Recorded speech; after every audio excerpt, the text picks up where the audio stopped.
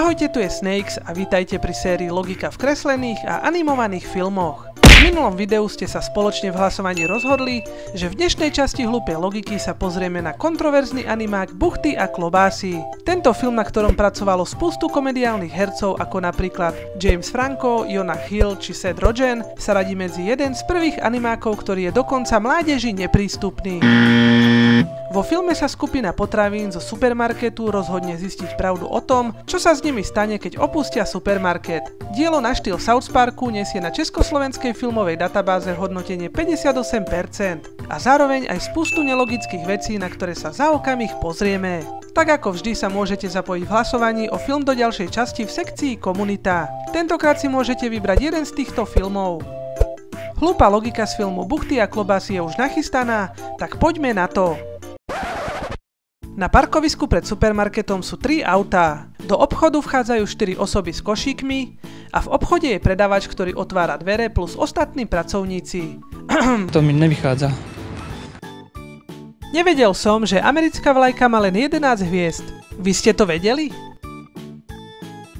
Koľko stojí táto kukurica a kde je vôbec cenovka? Myslím si, že by mali byť párky v chladničke a nie na regále vedľa žemlí. Žemľa Brenda hovorí, že sladkú horčicu nemá nikto rád. Keď si to tak vezmeme, tak ju má rada táto pani, logicky ak si ju kúpila. Prečo hlásil predávač do rozhlasu, že treba upratať uličku číslo 2, ak tam išiel následne upratať on sám? Zaujímalo by ma, kto polieva týchto 200 000 kvetín v celom obchode.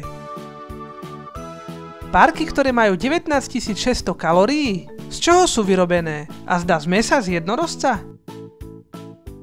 Prídem domov, zapnem vypínač na stene a zasvietim nočnú lampu, aj keď kábel z lampy ide do zásuvky za gauč. Ak okrem potravín ožije aj táto žiarovka alebo hygienická pomôcka pre ženy, prečo neožije napríklad zapaľovač, lyžička alebo topánka? Informácie o drogách si nájdem jednoducho na drogovom fóre. Čo by na to povedala Naka? Nič také konkrétne. Stlačím tlačidlo kamera na klávesnici pri vypnutom počítači a automaticky streamujem obraz na obrazovky v obchode. Toto je predná strana papiera, ktorú ukazuje Frank do kamery. Toto je strana zadná. Tak mi povedzte, odkiaľ sa vzal tento obrázok. Stoja na nože uprostred uličky, kde môžu kľudne chodiť aj deti. Dbal tu niekto na bezpečnosť? Videli ste v obchode mandarínky alebo jablka s listami? Ja nie. Žena odchádza do uličky s poloprázdnym košíkom, no o sekundu na to má už košík plný potravín.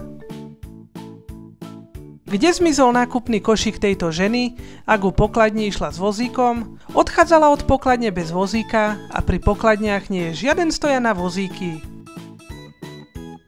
Inak, ako sa jej zmestil celý nákup z košíka do jednej papierovej tašky? Dobre, že o 7 ráno otvoril tento týpek obchod a o 15 minút na to ide zbierať do koša veci po záruke. Prečo to neurobil pred otvorením?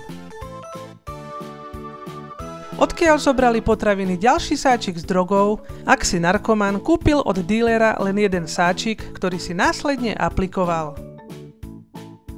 Bonus na záver, tajný kód A113 je, predstavte si, aj v tomto filme.